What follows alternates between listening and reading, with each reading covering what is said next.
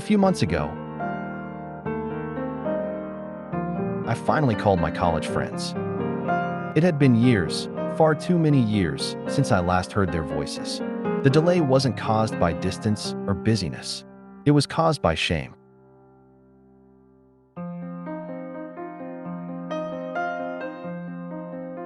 They are all younger than me, 2 years younger. And yet, every one of them is married now. Most of them are already holding their first child, some their second. I wanted to call them for so long, but every time I thought about it, something inside me shrank. I felt like a failure standing outside a life I was supposed to have entered by now.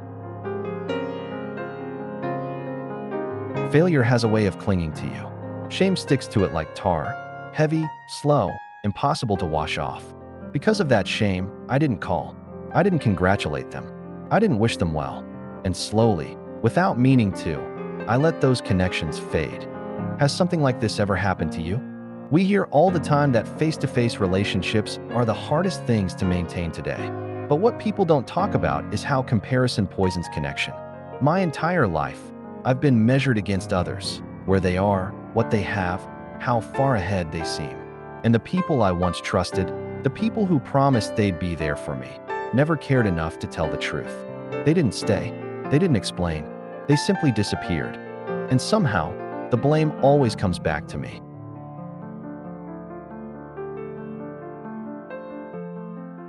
Even when I manage to explain my pain, when I gather the courage to make my suffering visible, the final response is always the same. You shouldn't think about it. As if ignoring something that is actively shaping your life will magically make it disappear the next time you open your eyes. I understand what they mean, at least intellectually. Humans live in societies for a reason. We fall, and we get back up. Pain is inevitable. Hurt is inevitable. And hurt people make noise. They scream, sometimes quietly, sometimes too loudly. And those screams push people away. Do you see what I'm saying? What we call playing the victim is often just pain asking to be witnessed. Yes, it sounds like bad advice to sit with your hurt. But think back to childhood. When you fell, someone ran to you. Someone cared. Someone wiped your tears. As adults, we're told we shouldn't need that anymore. We feel ashamed for wanting comfort. We know no one is obligated to hold us while we break. And yet, the need doesn't disappear.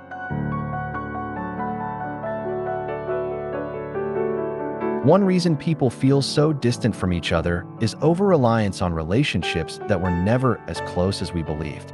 You think you're part of someone's inner circle. They don't see it that way. For them, it's casual. For you, it's deep. That imbalance is what hurts.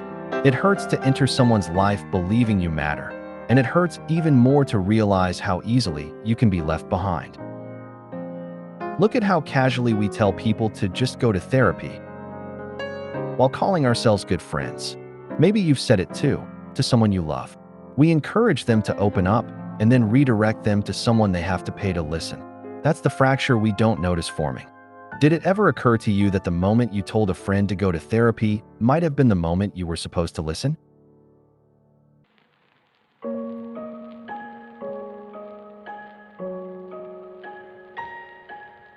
I know this will sound harsh, but imagine this.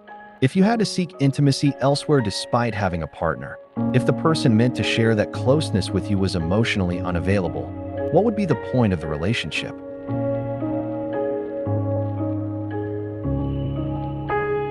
That's what happens when friends outsource care. The bond that could have grown stronger quietly weakens.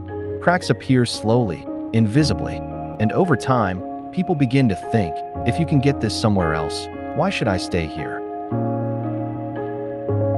Now imagine that erosion happening across every relationship in your life.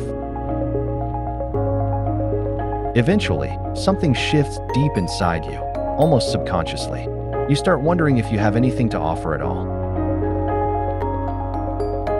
That question feeds the same old feeling of failure. And yet, it's not wrong to want to be valued. It's not wrong to feel joy when someone sees you as special. We are human. We built languages, thousands of them. We invented grammar, rules, nuance, expression. Do you think a dog gets scolded for barking in the wrong tense? Of course not. Expression is instinct. Wanting connection is instinct. We fall because we take steps. That's how movement works. Falling is not proof of failure. It's proof that you tried. Now, all we have to do is pause, close our eyes, take one step back, then open them and look at the ground right in front of us. Not years ahead, not someone else's timeline, just the next step. Life like this will be slower. Sometimes it will feel boring. Sometimes lonely. But in that slowness, we begin to see the value of what we already have. And the people who choose to walk away are free to do so. Because the ones who stay, the ones who grow with us, are enough.